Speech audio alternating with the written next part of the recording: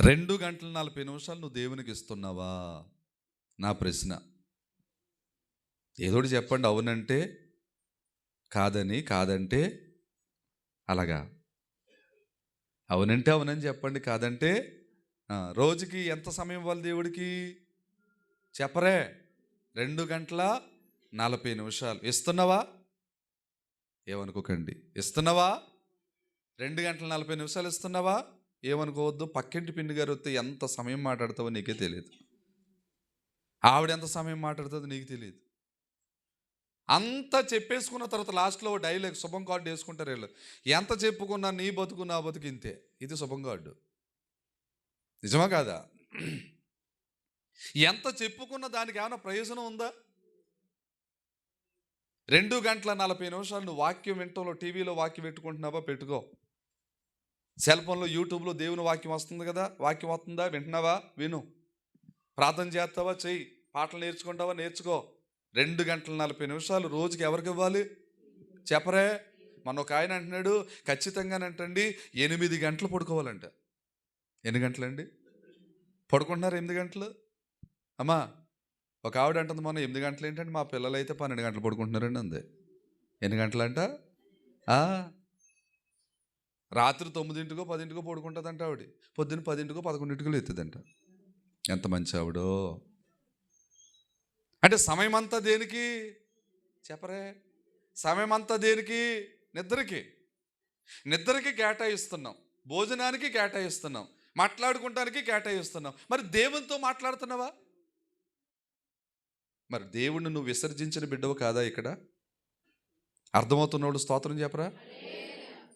వాస్తవమేనా? ఇక్కడ విసర్జిస్తున్నట్టు కాదా? 2:30 గంటలు ప్రభుతో ఉంటున్నావా? మీరు నన్ను అడగండి, చెప్తాను. అయ్యగారు, మీరు రోజుకి 2:30 గంటలు ఇస్తున్నారా దేవుడికి? ముందు మీరు చెప్పండి. 2 గంటల 40 నిమిషాలు ఇస్తున్నారా మీరు? అడగండి నన్ను. అమ్మా ఏంటో నన్ను చెప్పనివ్వరండి, మీరే చెప్పేస్తారేంటి? ఒక ఆవిడ అంటుంది, మీరు 2 గంటల 40 నిమిషాలు బాబా రోజంతా దేవుడికి ఇచ్చేస్తున్నారు. దేవునికి స్తోత్రం. పడుకున్న సమయం తప్ప ప్రభు పరిచర్యలోనే మీకు కొన్ని పనులు ఉన్నాయి. ఓకే, కనీసం 2 గంటల 40 నిమిషాలు మీరు దేవునికి రోజుకి ఇవ్వాలి. అలా ఇవ్వకపోతే ఆయన్ని విసర్జించినట్లు. అలా విసర్జించు వారి మీదకి దేవుని ఉగ్రత వస్తుంది.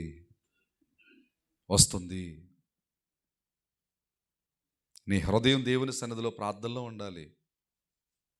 నీ మనసు దేవునితో మమేకమై ఉండాలి. ప్రభుని ఆశ్రయించే బిడ్డగానే ఉండాలి. ఆశ్రయించు వారికి ఆయన హస్తం తోడుగా ఉందంట, విసర్జించు వారికి ఉగ్రత. ఒక మాట చెప్పండి, విసర్జించుదామా ఆశ్రయించుదామా? ఏదో చెప్పాలి మీరు. ఇవాళ ఏదో నిర్ణయం తీసుకుని మనం ఇక్కడి నుంచి వెళ్ళాలి. ఎందుకు వచ్చామో ఎందుకు వెళ్ళిపోయామో తెలియదు అన్నట్టుగా వెళ్ళిపోతే కుదరదు. ఇక్కడ విసర్జించు వారిగా ఉందామా ఆశ్రయించు వారిగా ఉందామా? ఆశ్రయించు వారిగా ఉండాలంటే రోజుకి నీ సమయం దేవుడికి ఎంత ఇవ్వాలి? చెప్పరే. మరి ఆల్ నైట్కి రమ్మంటే రావే? ఆల్ నైట్ ప్రార్థనకి రమ్మంటే రావే? తర్వాత వచ్చే నెలలో దేవుడు గత నెల కంటే ఈ వచ్చే నెల 2 ఆశీర్వాదం. జకరియా గ్రంథం 9:12 యేసు నామములో నా జీవితములో వచ్చే జనవరి నెలంతా కూడా నెరవేరిపోవునుగాక. ఎందుకు చెప్పారు? ఆమేను చెప్పమన్నానండి నేను. అన్నాను. ఇలా ప్రార్థన చేస్తూ ఉంటారు, కానీ ఆల్ నైట్కి మాత్రం చెప్పరే. నీకు మాట చెప్తున్నాను, నువ్వు నెలాఖరు రోజున దేవుని సన్నిధిలో గడుపుతూ వచ్చే క్రొత్త నెలలు దేవుని సన్నిధిలో నువ్వు ఎదుర్కోకపోతే ఆ నెలంతా నీకు ఎలా ఉంటుందో నీకు తెలుసా? దావీదు ఊరకనే దేవుని సన్నిధిలోకి వెళ్ళాడండి. 2 సమూయేలు గ్రంథం 7:18 ఏమంటో తెలుసా? దావీదు రాజు లోపల ప్రవేశించనగా యెహోవా సన్నిధిని ప్రవేశించి కూర్చుండి ఇలాగూ మనవి చేసెను, నా ప్రభువా యెహోవా, ఎంతగా నీవు నన్ను హెచ్చించుటకు నేనెంతటి వాడను.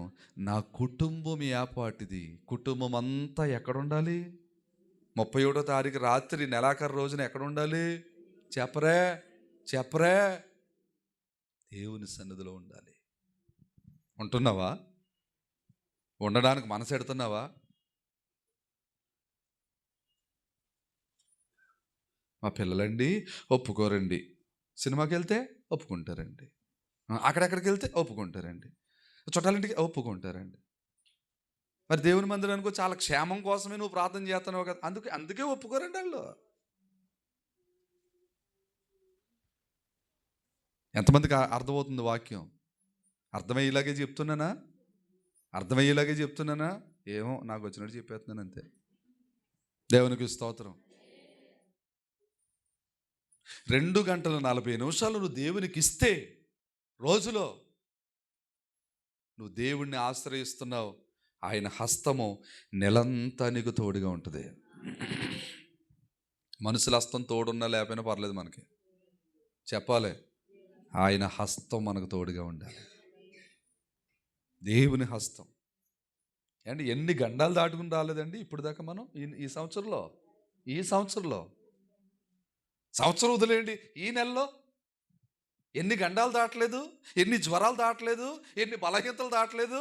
అయినా దాటుకుని వచ్చేసామంటే, నా బలం, నాకున్న బలమా, నాకున్న బంగారమా, నీవే నన్ను కాపాడావు. బంగారం కాపాడిందా? బలం కాపాడిందా? ఆ బలము, మన బంగారం ఎవరో తెలుసా? మన ప్రభు అయిన యేసుక్రీస్తు గారు. ఆమేన్, ఆమేన్. నువ్వు దేవుణ్ణి ఆశ్రయించే బిడ్డవైతే కొంత సమయం దేవుడికి ఇచ్చే రోజుకి, ప్రతి నెల నెలాఖర రోజున ఎక్కడ ఉండాలమ్మా? నువ్వు ఎక్కడ ఉండాలి? చెప్పాలి. దేవుని సన్నిధిలో ఉండాలి. స్తోత్రం చెప్పండి గట్టిగా. హల్లెలూయా, హల్లెలూయా. అలా నువ్వు దేవునికి సమయాన్ని ఇస్తే నువ్వు దేవుణ్ణి విసర్జించిన బిడ్డవు కాదు, ఆశ్రయించిన బిడ్డవి. 2, ఆయన నీకు ఏ చిన్న ఉపకారం చేసినా సరే ప్రభు సన్నిధిలో మంచి సాక్ష్యం అంటే ఈ మధ్యకాలంలో ఆళ్ళేలా చెప్తున్నారు. అటువంటి సాక్ష్యాలు వద్దమ్మాయి. మొన్న ఒక ఆవిడ చెప్తుంది, నేను మరి గ్యాస్ బండ అయిపోయింది ఇంట్లోని, గ్యాస్ బండ అయిపోతే ఏసయ్యా గ్యాస్ బండ కావాలి వంట చేయడానికి అన్నాను. ఈ లోపల ఆటోమేటిక్గా గ్యాస్ బండ ఫుల్ అయిపోయింది. ఎలా ఫుల్ అయిపోయింది? దేవుడు పరువు తీసేస్తున్నారండి ఇటువంటి వాళ్ళందరూ. ఇటువంటి సాక్ష్యాలు వద్దు మనకే. సాక్ష్యం చెప్పామంటే ఇంకొక ఆవిడ అంటుంది, మా ఆయన గారు డ్యూటీకి వెళ్ళారు, ఈ లోపల ఏసై వచ్చారు, వంట చేయాలంటే దేవదూతలు వచ్చేస్తారులే, మనం మాట్లాడుకుందాం రా అన్నాడంటే ఆయన. బుద్ధి ఉండొద్దా చెప్పడానికి? బుద్ధి ఉండొద్దండి. ఇయే సాక్ష్యాలు కాదు. అలాగంటాడు ఆయన. ఇంక మైకు దొరికింది కదా అని ఏది పడితే అది చెప్పేయటం కాదండి సాక్ష్యం అంటే. ప్రభువుకి ఘనత రావాలి. నిజంగా నీ జీవితంలో జరిగింది చెప్పాలి, కల్పించి చెప్పడం కాదు. ఈ సాక్ష్యాలు కాదు. అలా చెప్తే దేవునికి అవమానం, అలా చెప్తే దేవుని ఉగ్రత దిగొస్తుంది. జాగ్రత్త. ఎవరికి దేవుని ఉగ్రత? ఆయన విసర్జించు వారికి మొదట. ఇప్పుడు చెప్పండి, విసర్జించు వారిగా ఉందామా, ఆశ్రయించు వారిగా ఉందామా? ఏదోటి చెప్పేయాలి, ఇంక తెమిలి చేసుకుందాం మనం.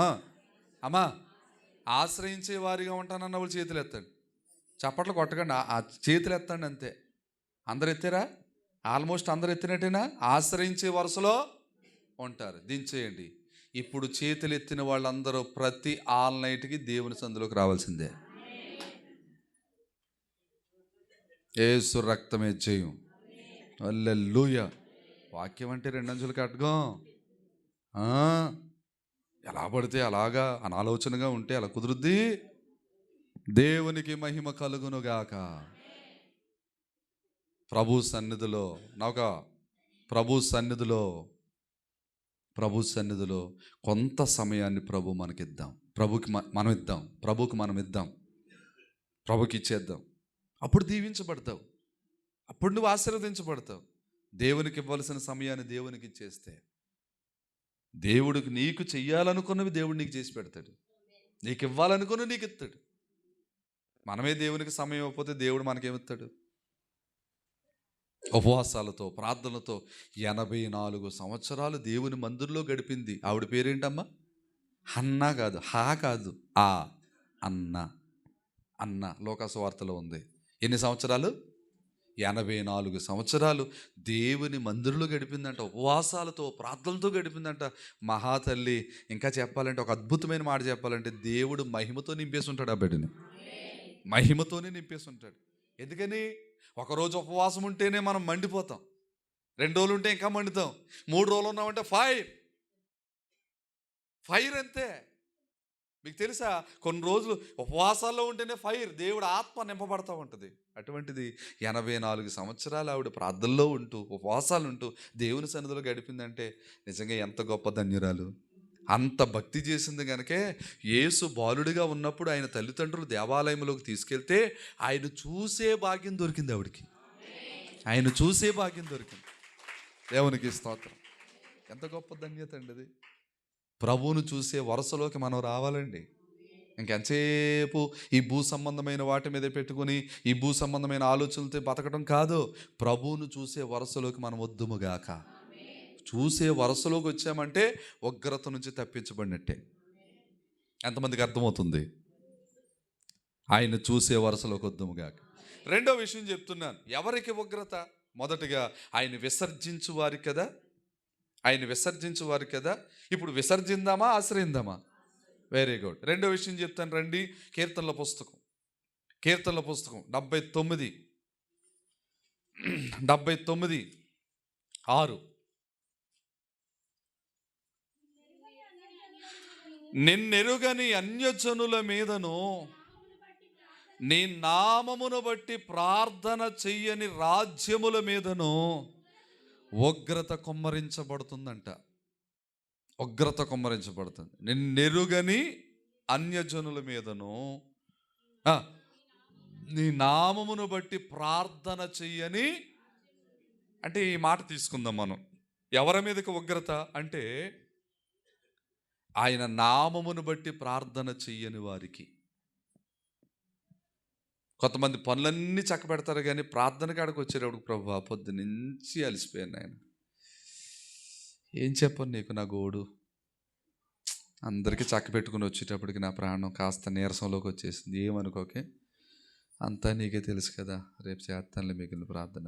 ఆమేన్. అయిపోయింది. ఏమైపోయింది?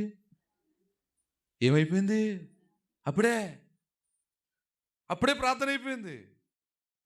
కొంతమంది అసలు ప్రార్థనే చేయరంట. ఏం చేయరు చెప్పరే? ప్రార్థనే చేయరంట. ఒక ఆవిడ అడిగింది నన్ను, అయ్యారు భోజనం చేసేటప్పుడు ప్రార్థన చేయాలంటున్నారు ఏంటంటే, భోజనం చేసేటప్పుడు కూడా ప్రార్థన చేయాలా అంటే వాక్యం చెప్తుంది ప్రార్థన చేయకుండా ఆహారం మింగు వారికి తెలివి లేదా అని ఉంటుంది వాక్యంలో. ప్రార్థన చేయకుండా ఆహారం రింగు వారికి అంటే భోజనం చేసేటప్పుడు కూడా ఏం చేయాలి? అందుకే మనం ఎక్కడ ఏ కార్యక్రమాలు ఏర్పాటు చేసినా సరే భోజనాలు వాడడానికి ముందే ఉంటుంది. ఎందుకని మొన్న ఒక ఇంటికాడ క్రిస్మస్ పెట్టాం. ఒక 70 మంది వస్తారనుకుని భోజనాలు పురమించుకుంది ఆ తల్లి. ఆయన ఏం చేశాడు?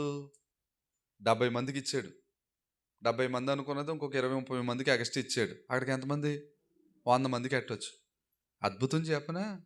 ఆ రోజు క్రిస్మస్ పండుగకి 150 మంది వచ్చారు. 150 మంది వచ్చారు. స్తోత్రం చెప్పరే. హల్లెలూయా. అద్భుతం. ఒకటే ప్రార్థన చేసాం, ప్రభువా 5 రొట్టెలు 2 చిన్న చేపలు, ఆనాడు 5,000 మందికి అద్భుతం చేసాం. ఇక్కడ వచ్చిన భోజనం అందరికీ సమృద్ధిగా సరిపోవాలి అని ప్రార్థన చేస్తే ప్రభువు అలా చక్కబెట్టి సరిపెట్టేశారండి. ఇది రియల్గా జరిగింది, ఇది కల్పితం కాదు. వాళ్ళు ఎక్కడే ఉన్నారు కూడా ఆ కోట పెట్టుకున్న వాళ్ళు. ఈ మధ్యకాలంలో మొన్నే దేవుని స్తోత్రం, ప్రార్థించటం మన పని, నమ్మకం ఉంచటము మన పని, కార్యము చేయటం దేవుని పని. హల్లెలూయా. మనం ప్రార్థన చెయ్యాలి. ఒక రోజున ఒక దైవజనుడు ఇలా ప్రార్థన చేస్తున్నాడు, ప్రభువా ఇంచుమించు 300 మంది పిల్లలకి నేను ఆహారం పెడుతున్నాను. ఈ రోజున పిల్లలకి పెడతానికి ఆహారం ఏమీ లేదు. కనుక వీళ్ళకి ఆహారం పెట్టాలంటే నా వల్ల కాదు, నీవే ఏదో ఒక దారి చెయ్యి. ప్రార్థన చేస్తున్నాడు. వంట అయిన వచ్చి అన్నాడు, అయ్యగారు ఏమీ లేవండి వండటానికి అన్నాడు. నువ్వు కూడా ప్రార్థన చేయి. ఈ లోపల 300 మంది పిల్లలు వచ్చేసారు. భోజనం రెడీ అయిపోయి స్నానం చేసి సాయంత్రం పూట వచ్చేసారు. అయ్యగారు భోజనాలు రెడీ అయిపోయినాయండి, కూర్చోమంటారా ప్రార్థన చేసుకుని అన్నారు. రెడీ అవుతున్నాయిరా, ఏమీ లేదు అక్కడ. ఈయన విశ్వాసం ఏంటి? రైట్, ఈయన విశ్వాసం ఏంటి? ప్రార్థన. ప్రభు చేస్తారు. అరణ్యములోనే వారికి ఆహారం పెట్టిన దేవుడు మనకెట్టడా? విశ్వాసంతో ప్రార్థన. అలా విశ్వాసంతో ప్రార్థన చేస్తున్నాడు. 300 మంది పిల్లలు అయ్యగారితో కలిసి ప్రార్థన చేస్తున్నారు. అద్భుతం చెప్తున్నాను. 1 గంట ప్రార్థన చేసిన తర్వాత ఎవరో తలుపు కొట్టారంట చర్చిలో. ఈ వంట ఆయన వెళ్ళి తలుపు తీసి, ఎవరండి మీరు అన్నారు. పాస్టర్ గారు ఉన్నారా అన్నారట. ఉన్నారండి. ఏమి లేదు, మన ఊరికి పెద్ద అధికారి వస్తారని చెప్పేసి మన ఊరు సర్పంచ్ గారు వంటలు చేయించారు. చాలా రకాల వంటలు చేయించారు. ఇంచుమించు 300 నుంచి 500 మందికి ఉంటాయి భోజనాలు. అయితే ఆయన రావాల్సింది మరలా ఆయన ప్రోగ్రాం వేరే చోటకి ఫిక్స్ అవటం వల్ల అటు వెళ్ళిపోయారట. అందుకని భోజనాలు వచ్చిన వారికి పెట్టగా ఇంకా మిగిలిపోయిన 300 మందికి ఆ భోజనాలు పట్టుకొచ్చేసాం. లారీలో ఉన్నాయి, దింపుతున్నారు మనోళ్ళు, ఎక్కడ పెట్టమంటారని అడిగారంట. పాస్టర్ గారు ఏం చేశారు? వంట ఆయన ఏం చేశాడు? పిల్లలు ఏం చేశారు? కార్యం ఎవరు చేశారు? అంటే ఇప్పుడు కార్యం జరగాలంటే మనం ఏం చేయాలి? ప్రార్థన చేయకపోతే ఏమవుతుంది? ఇది మర్చిపోయారు వీళ్ళు. అది ఇప్పుడు గుర్తుకొచ్చింది వీళ్ళకి. ప్రార్థన చేయకపోతే ఏమవుతుంది? ప్రార్థన చేస్తే ఏమవుతుంది? కార్యం వస్తుంది, ఆయన కృప వస్తుంది. 300 మంది పిల్లలు, పాస్టర్ గారు, వంట ఆయన, అందరూ మోకరించి ప్రభుని అడుగుతున్నారు. యేసయ్యా నీవు మాత్రమే చేయగలవయ్యా, నీవు మాత్రమే చేయగలవు, నీవు మాత్రమే. ఈ మధ్య కొత్త పాట వచ్చిందండి, అది ఏమైనా చేయగలవు, కథ మొత్తం మార్చగలవు, 300 మందికి భోజనము నీవే పెట్టగలవు యేసయ్యా. వాళ్ళ ప్రార్థనది జరగలేదు. అద్భుతం. పైగా కుర్రోళ్ళు అన్నారంట, అయ్యగారు ఇలా చికెన్ దమ్ బిర్యానీ తినాలని ఉందన్నాడంట. ఆడు ఏమీ లేదు అక్కడ. ఒకడేమో ఫ్రాన్స్ ఎప్పుడు తినాలని ఉందన్నాడంట. మరి పెద్ద పెద్ద అధికారులు వస్తే ఏమి పెడతారు? వంకాయ పులుసు, బీరకాయ తొక్కల పచ్చడితో పెడతారు భోజనం, చెప్పరామా? వీళ్ళ కుర్రోళ్ళు ఏమేమి అడిగారు అవన్నీ కూడా గిన్నెలతో దింపుతుంటే పాస్టర్ గారు, దేవా నీకు స్తోత్రం, యేసయ్యా నీకు స్తోత్రం, ఈ పిల్లలు ఏది ఆశపడ్డారో అది మీరు ఇచ్చారు, మీకు స్తోత్రం, మీకు స్తోత్రం, మీకు స్తోత్రం. నేనేం చేస్తున్నాడు? స్తుతులు చేస్తున్నాడండి దేవునికి. స్తోత్రం చెప్పండి. కార్యం జరగకముందు మనం ప్రార్థన చేయాలి, కార్యం జరిగిన తర్వాత స్తుతి చెయ్యాలి. హల్లెలూయా. అప్పుడు కార్యం దేవుడు చేస్తాడు. ఈ మనసు మనం కలిగి ఉండాలి. ఎవరి మీదకి రెండవదిగా ఉగ్రత దిగి వస్తుందంటే ప్రియులరా, ప్రార్థన చెయ్యని రాజ్యాల మీదకి వస్తుందంట సంగమా. అందుకే ఏదో ఒక కారణం చేత ఎక్కడో దుక్కిన చిన్న ప్రార్థన ఎట్టేస్తాం అంతే. మీకు ఏమనిపిందో తెలుసా? మా అనుభవుడికి ఎలా వస్తుందో కానీ ఓపికమ్మా. ఎవరికి? ఆ సారుని బాబుకి. అయ్యి బాబాయ్ తిరగలేకపోతున్నా. మొన్న ఒక ఆవిడ అంటుంది, మా అమ్మగారి కార్యక్రమం జ్ఞాపకార్థానికి వచ్చిందో తల్లి, మన సంఘం నుంచి వచ్చారు.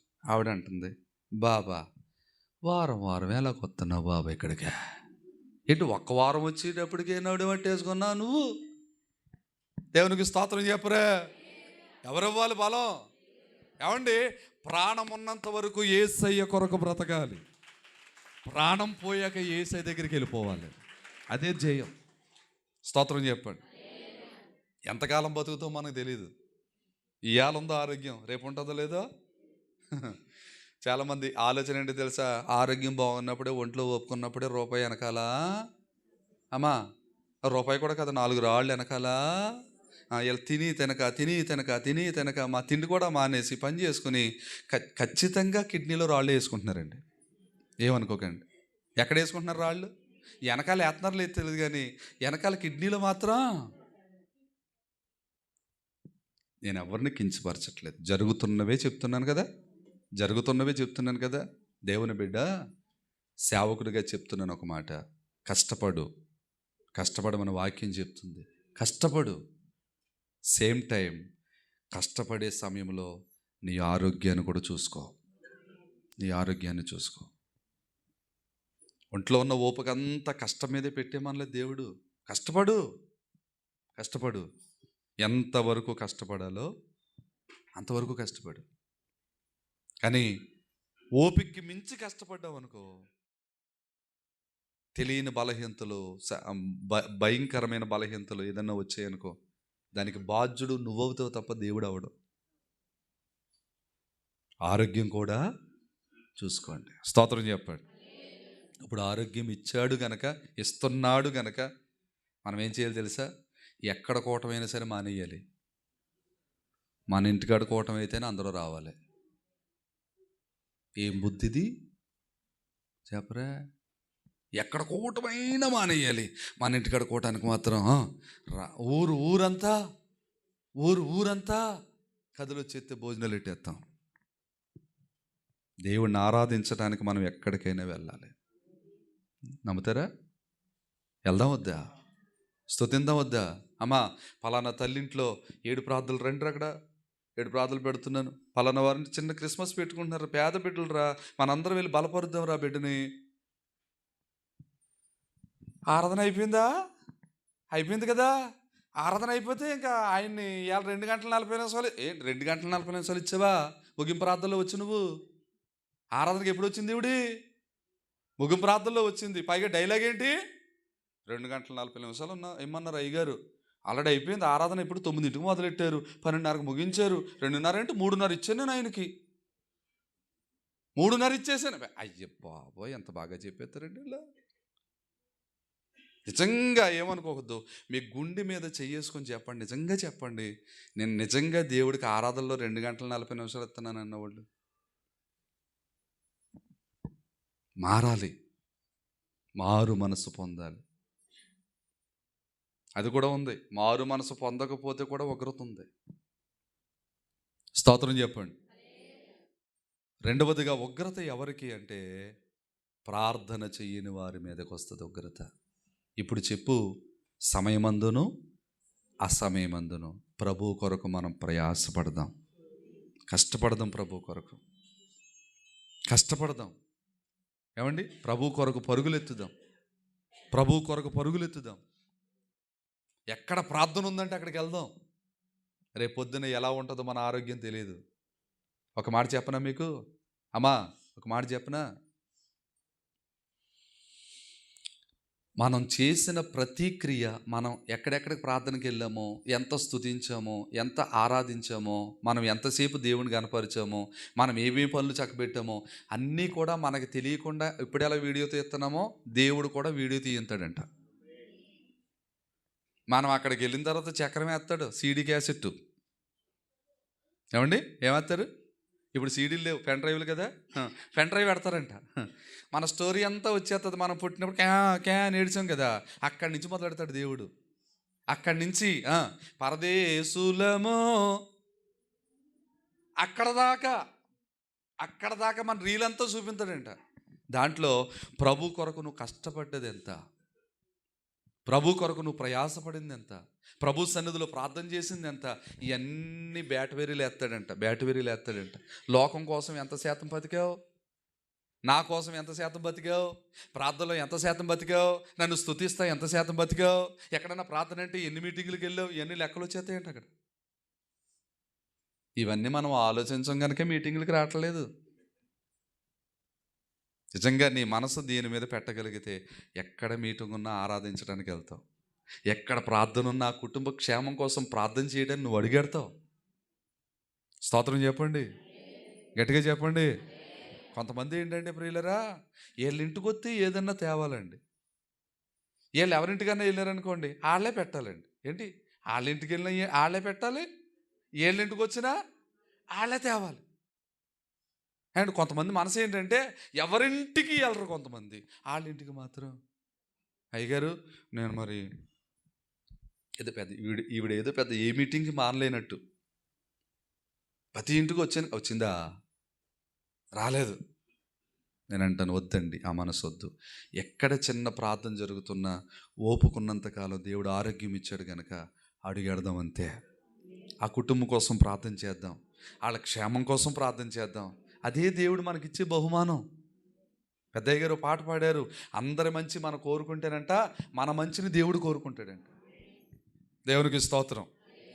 ముగింపుకు వస్తున్నాను, టైం అయిపోయింది, ముగింపుకు వస్తున్నాను. ఇక మూడో విషయం చెప్తున్నాను ప్రియులరా. మూడో విషయం ఇర్మియా గ్రంథం 4వ అధ్యాయం. ఇర్మియా గ్రంథం 4వ అధ్యాయం 4వ వచనం. అవిధేయులయుండుట మానుకొని మీ దుష్టక్రియలను బట్టి ఎవడును ఆర్పివేయలేనంతగా నా ఉగ్రత అగ్నివలే కాల్చకుండునట్లు యోధావారులారా, యెరూషలేము నివాసులారా, యెహోవాకు లోబడియుండుడి. దేవునికి స్తోత్రం చెప్పండి. దేవుడు అంటున్నాడు అవిధేయులయుండుట మానుకోండి. అంటే ఎవరి మీదకి? మూడవదిగా ఉగ్రత అంటే అవిధేయులైన వారి మీదకి వస్తుందట. ఎవరి మీదకి వస్తుందమ్మా? అవిధేయులైన వారి మీదకి వస్తుందట. ఏమంటే మీకు మాట చెప్పనా, ఎంత భక్తి మనం చేస్తున్నా చిన్న అవిధేయత ఉందనుకోండి, ఈ భక్తి అంతటిని అవిధేయత ఏం చేస్తుంది తెలుసా? నాశనం చేసి పడుతుంది. తెలుసా మీకు? చిన్న అవిధేయత ఎంతో భక్తిని నాశనం చేసి పడుతుంది. పరలోకం మెట్టెక్కేదాకా భక్తి చేశారట. వినండి వినండి, పరలోకం వెళ్ళేదా మెట్టెక్కేదాకా, పరలోకపు మెట్టదే, అలా మెట్టెక్కితే పరలోకంలోకి అడుగెట్టేస్తారు. అక్కడ దాకా మంచి భక్తి చేశారట. ఈ లోపల ఎవరో అవిశ్వాసపు మాట ఒకటి అన్నారట. ఒక మెట్టెక్కితే పరలోకంలోకి వెళ్ళిపోతారు. ఆ అవిశ్వాసపు మాటకు లోబడిపోయి అతను వెనక్కి తిరిగి చూస్తే అక్కడ నుండి కింద పడిపోయాడట. అంటే ఏం పోగొట్టుకున్నట్టు చెప్పండి? పరలోకాన్ని పోగొట్టుకున్నాడు. ఎంత భక్తి మనం చేస్తున్నా చిన్ని అవిధేయత ఉగ్రత తెచ్చిపెడుతుంది. జాగ్రత్త. ఏమంటున్నాడు ఆయన? అవిధేయులయుండుట మానుకోండి, మీ దుష్టక్రియలు మానుకోండి, ఉగ్రత అగ్నివలే కాల్చకుండునట్లు యెహోవాకు మీరు లోబడి ఉండండి. ఎవరికి లోబడాలి చెప్పరే? దేవునికి లోబడి ఉండండి. ఇంకో మాట చదువుతారా? ఎఫెసీయులకు రాసిన పత్రిక 5వ అధ్యాయము, అపోస్తలుడైన పౌలయ్య గారు ఎఫెసీయులకు రాసిన పత్రిక 5వ అధ్యాయం ప్రియులరా 6వ వచనం చూడండి. 6వ వచనం. వ్యర్థమైన మాటల వలన ఎవడునో మిమ్మును మోసపరచనీయుకుడి, ఇట్టి క్రియల వలన దేవుని ఉగ్రత అవిధేయులైన వారి మీదకి వస్తుంది గనుక మీరు అట్టి వారితో పాలివారై ఉండొద్దు. దేవునికి స్తోత్రం చెప్పండి. వ్యర్థమైన మాటల వల్ల ఒకవేళ మిమ్మల్ని ఎవరైనా అవిధేయులుగా చేస్తున్నారేమో. హలో, వింటున్నారా? హలో హలో హల్లెలూయా, హలో హల్లెలూయా. ఎక్కడ ఉన్న వాళ్ళు హల్లెలూయా చెప్పండి. చేతులు ఉంటేనే చేతులు ఎత్తి స్తోత్రం చెప్పండి.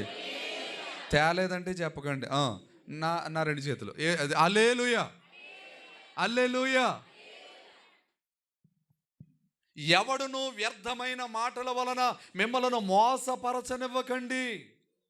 నేను చెప్తున్నానా పౌలయ్య గారు చెప్తున్నారా? చెప్పరే. అపోస్తుడు పౌలయ్య గారు మాట్లాడుతూ అంటున్నాడు, ఎవడును మిమ్మల్ని మోసపరచకుండా, ఏ మాటల వల్ల? వ్యర్థమైన మాటల వల్ల ఎవడును మిమ్మల్ని మోసపరచనీయకుడి, ఇట్టి క్రియల వలన దేవుని ఉగ్రత అవిధేయులైన వారి మీదకి పెళ్ళును దిగొస్తుందట.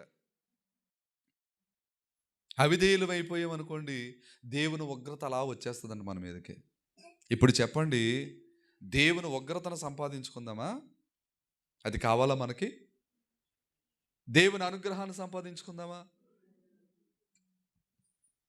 ఉగ్రత అనుగ్రహం, ఉగ్రత అనుగ్రహం. దేవుని అనుగ్రహం కావాలి మనకి. కొంతమంది కొన్ని మాటలు వినటం వల్లంట దేవుని ఉగ్రత కంటండి వాళ్ళు పాత్రలు అయిపోతారంట. అక్కడ కింద చెప్తున్నాడు ఆయన 7వ వచనంలో కిందకి, గనుక మీరు అట్టి వారితో పాలివారై ఉండకండి. ఒకవేళ అటువంటి మాటలు మిమ్మల్ని విశ్వాసంలోంచి వెనకలాగే మాటలు, భక్తులోంచి వెనకలాగే మాటలు, దేవుళ్ళలోంచి వెనకలాగే మాటలు ఏమైనా వినబడుతుంటే అవసరమైతే చిన్న పని ఉందని చెప్పి అక్కడి నుంచి తప్పుకోండి. పాలివారై ఉండొద్దంటే అర్థం ఏంటి? అక్కడ ఉండకండి. అది కదా దాని అర్థం. చెప్పరే అక్కడ ఉండకండి, ఆ స్థలంలో ఉండకండి. ఒకవేళ మీరు ఉన్నారా, ఆ మాటలు విన్నారా, మీ మనసు పాడైందా, దేవుని ఉగ్రత పెళ్ళున దిగుతుంది మీ మీదకి, జాగ్రత్త. నేను చెప్పట్లేదు, దేవుని వాక్యంలో దేవుడే చెప్తున్నాడు భక్తుడి ద్వారా. అవిధేయులైన వారి మీదకే దేవుని ఉగ్రత. యోహాను సువార్త 3వ అధ్యాయంలోకి వెళ్దాం. యోహాను సువార్త 3వ అధ్యాయం 36వ వచనం చూడండి ఒకసారి. యోహాను సువార్త 3వ అధ్యాయం 36వ వచనం.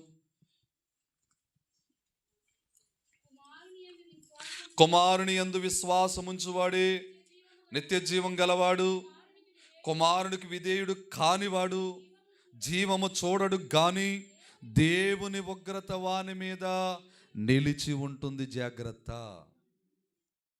కుమారుడంటే యేసుక్రీస్తు వారు. ఆయనకు విధేయులై ఉండండి, ఆయనకు లోబడి ఉండండి, ఆయనకు ప్రార్థన చేయండి, ఆయన సన్నిధిలో గోజులాడండి. అలా మీరు ప్రార్థన చేయటం వల్ల దేవుని జీవాన్ని మీరు చూస్తారు. హల్లెలూయా. మన జీవం ఏపాటిది? యాకోబు అంటాడు, మీ జీవం ఏపాటిది, ఎంతలో కనబడి ఎంతలో మాయమైపోయే ఆవిరి వంటిది అంటాడు. స్తోత్రం చెప్పండి. మన జీవాన్ని మనం నమ్ముకుంటే ఎప్పుడు పోతుందో, ఇది ఎప్పుడు ఎగిరిపోద్దో. రేపు నీది కాదని తెలుసుకో, మట్టివిరా నీవు వట్టివిరా.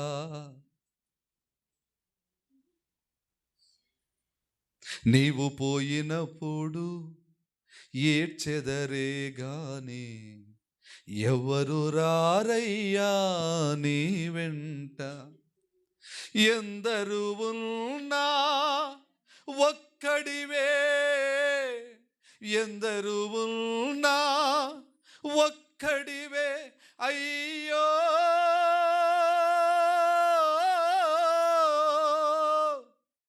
మానవా మాయరా ఇది, మాయరా మాయరా ఇది, మాయరా. రాలిపోదువో నీవు, కూలిపోదువో, తెలియదురా నీకు ఏ గడియో. మానవుడు ఏమనుకుంటున్నాడంటే, నా జీవం ఎంతో తెలుసా, అసలు నా బలం ఎంతో తెలుసా, అసలు మా విధానం ఎంతో తెలుసా అనుకుంటున్నాడు. కానీ వాక్యం చెప్తుంది, మీ జీవం ఏపాటిది, ఎంతలో కనబడి అంతలో మాయమైపోయే ఆవిరి వంటిది, ఆవిరి వంటిది. ఈ ఆవిరి లాంటి బ్రతుకు కోసం మనిషి ఎన్ని హంగులు చేస్తాడో. ఏమంటే ఎన్ని హంగులో ఎప్పుడు మాయమైపోద్దో తెలియదు. అది మన జీవం. కానీ కుమారుని యందు విశ్వాసముంచువాడు నిత్య జీవం గలవాడు. వానికి యేసయ్య నిత్య జీవం ఇస్తాడట, నిత్యము జీవించేలా చేస్తాడట. యేసునందు మనం విశ్వాసం ఉంచాలి. లాస్ట్ ఫైనల్గా ఒక మాట చెప్పనా, ఎందుకు యేసునందు విశ్వాసం ఉంచాలంటే, అసలు మన తల మీద ఉన్న ఉగ్రతను తప్పించేదే యేసుక్రీస్తు ప్రభువారు. యేసుక్రీస్తు ప్రభు. రండి ఆ మాట చూద్దాం. 1 దెస్సలోనికలకు రాసిన పత్రిక, ప్రియులరా, లాస్ట్ వచనంగా 1 దెస్సలోనికలకు రాసిన పత్రిక 1వ అధ్యాయం 10వ వచనం చూడండి. 1వ అధ్యాయం 10వ వచనం.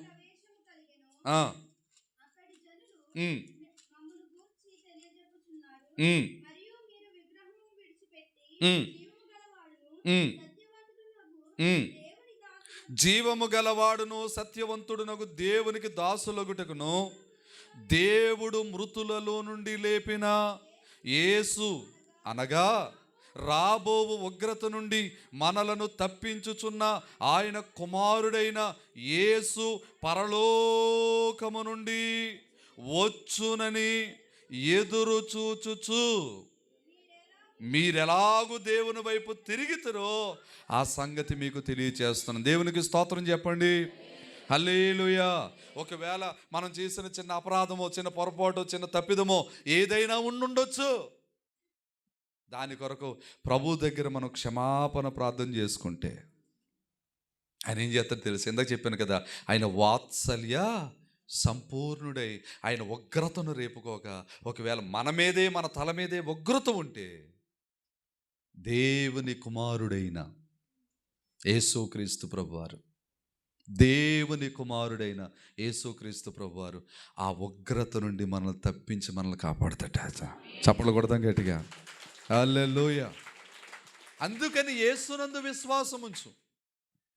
అందుకని యేసు వారికి ప్రార్థన చేయి. అందుకే యేసుక్రీస్తు వారికి భయపడి నువ్వు దేవుని మందిరానికి రా.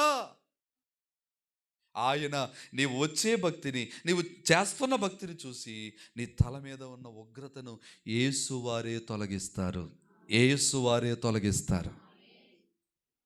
ఒకవేళ లేదండి నేను ఆయన మాట విన్నా, పర్లేదు, నాకు బాగానే ఉంది అనుకున్నావా, రేపు అన్న రోజున ఉగ్రత వచ్చినప్పుడట నువ్వేం చేయాలి తెలుసా? బండలతోటి కొండలతోటి చెప్పాలంట, మమ్మల్ని కాపాడండి దేవుని ఉగ్రత నుంచి అని చెప్పాలంట. ఆ రోజు వస్తుందట. ప్రకటన గ్రంథం తీయండి ఒకసారి. ప్రకటన గ్రంథం 6:17. ప్రకటన గ్రంథం 6:17. అమ్మా, భూరాజులను, గనులను, సహస్రాధిపతులను, అధికులను, బలిష్ఠులను. ఎవరంట? బలిష్ఠులు, అధికారులు, ప్రతి దాసుడు, ప్రతి స్వతంత్రుడు. చూసారా ఎక్కడికి వెళ్ళిపోతారంటే కొండ గుహలలోను, బండల సందులలోను దాగుకొని సింహాసనాసీనుడైన వాని యొక్కయు, గొర్రెపిల్ల అంటే ఎవరు? మన యేసుక్రీస్తు ప్రభువారు. గొర్రెపిల్ల యొక్కయు ఉగ్రత మహాదినము వచ్చెనే, దానికి తాళజాలిన వాడు ఎవడు? ఎవరాళ్ళు? కొండలు, పర్వతాలు. వాటితో చెప్తున్నారట, మీరు మా మీద పడి ఆయన సన్నిధికి, గొర్రెపిల్ల ఉగ్రతకును మమ్మును ఏం చేయాలంట? అవుతుందా? బండ సందులో అవుతుందా?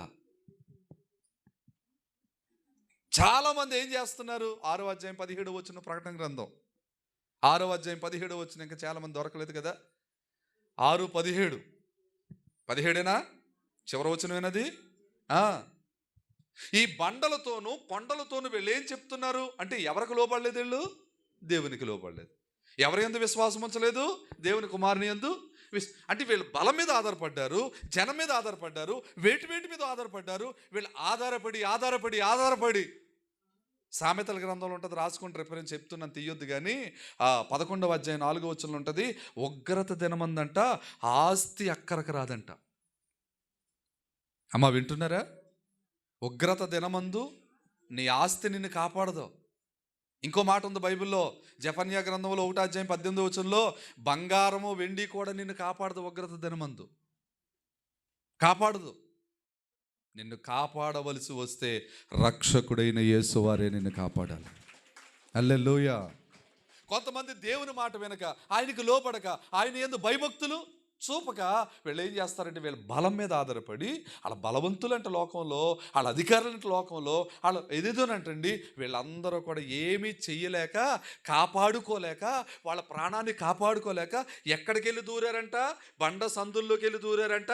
పర్వతాల్లోనికి, కొండల్లోనికి వెళ్ళి దాక్కుని ఈ కొండలతో, పర్వతాలతో, బండలతో అంటున్నారట, ఇదిగో ఆయన ఉగ్రత దినం వచ్చేసింది, ఆ ఉగ్రత నుంచి మమ్మల్ని తప్పించడానికి ఇదిగో బండలారా, కొండలారా, పర్వతాలారా మమ్మల్ని కప్పండి. కప్పితే మాత్రం ఉగ్రత రాదా? బండలు పడితే ఉంటారా? పర్వతాలు పడితే ఉంటారా? ఆ ఉగ్రత దినం రాకముందే, వీటి యందు నాకు సంతోషం లేదని చెప్పే సంవత్సరాలు రాకముందే, చీకటి మరలా కమ్మకముందే నీ దేవుడిని నీవు ఆరాధించడానికి ప్రభు సన్నిధిలో ఉండు. ఎవరి మీదకి ఉగ్రత? ఆయన విసర్జించు వారికి ఉగ్రత. ఎవరికి ఉగ్రత? ప్రార్థన చేయని వారికి ఉగ్రత. ఎవరికి ఉగ్రత? అవిధేయులైన వారికి. 3 విషయాలు చెప్పాను ఇవాళ. 3 విషయాలు చెప్పాను.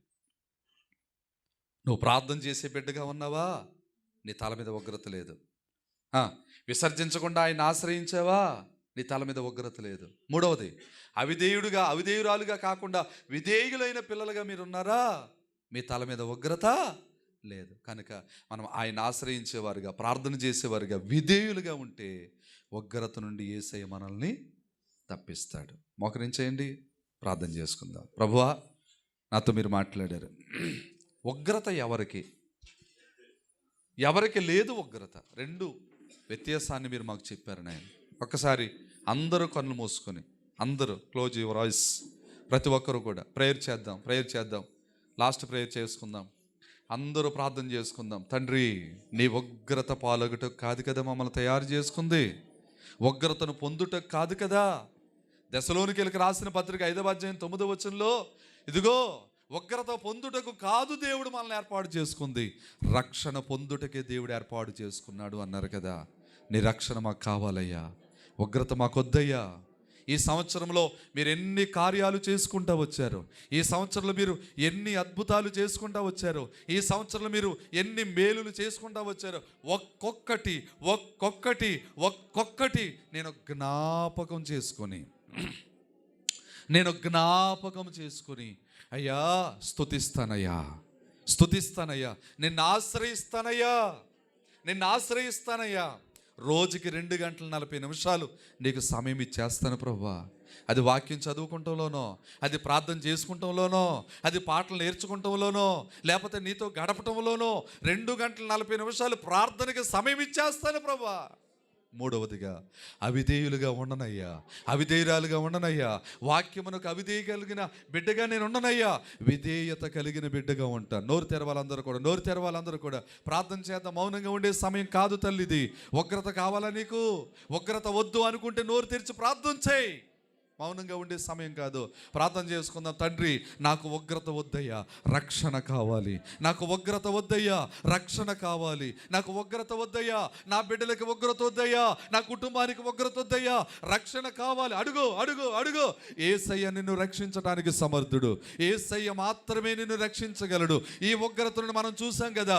ఈ ఉగ్రత నుంచి తప్పించేది, ఈ ఉగ్రత నుంచి రక్షించేది, ఈ ఉగ్రత మన మీదకి రాకుండా కాపాడేది రక్షకుడు అని పేరు కలిగిన యేసుక్రీస్తు వారే. ఆయన వైపు నువ్వు చూడగలిగితే అయ్యో, ప్రార్థన చేయకుండా ఇంతవరకు ఉగ్రత తెచ్చుకున్నాను, ఇదిగో వాక్యమునకు అవిధేయున్నాయి అయ్యా, ప్రార్థనకు అవిధేయున్నాయి అయ్యా, నీ సన్నిధికి అవిధేయున్నాయి, ఆలస్యంగా వచ్చి ఉగ్రత తెచ్చుకున్నానయ్యా. దయచేసి ప్రభువా, నిన్ను ఆశ్రయిస్తున్నాను. ప్రభువా, నిన్ను నమ్మి నిన్నాశ్రయించినాను, నరులేమి చేయగలరు.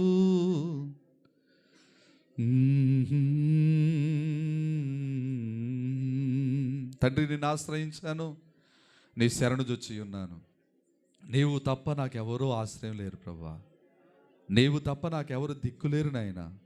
నీవే నా తోడు, నీవే నా దిక్కు. ఈరోజు నీ వాక్యం ద్వారా నాతో మాట్లాడారు. వందనాలు. ఈరోజు నీ వాక్యం ద్వారా నాతో మాట్లాడారు. దేవుని వాక్యం నాతో మాట్లాడింది. ప్రభు నాతో మాట్లాడారు.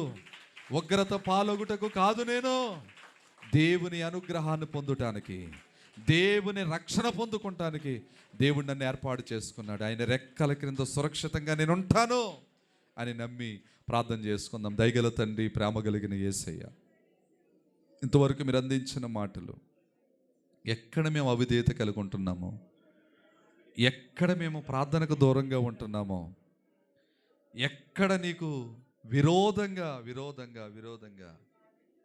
నిన్ను ఆశ్రయించకుండా నిన్ను విసర్జించే వారిగా ఉంటున్నామేమో, మాతో మాట్లాడారు. 3 విషయాలు చెప్పారు. విసర్జించే వారిగా ఉండొద్దు, ప్రార్థన చెయ్యలేని వారిగా ఉండొద్దు, అవిధేయులుగా ఉండొద్దు. వీళ్ళ మీదకి దేవుని ఉగ్రత దిగుతుంది అని చెప్పారయ్యా. ఉగ్రత మాకొద్దు. విధేయులుగా ఉంటాం, ప్రార్థన చేసేవారిగా ఉంటాం, నిన్ను ఆశ్రయించేవారిగా ఉంటాం.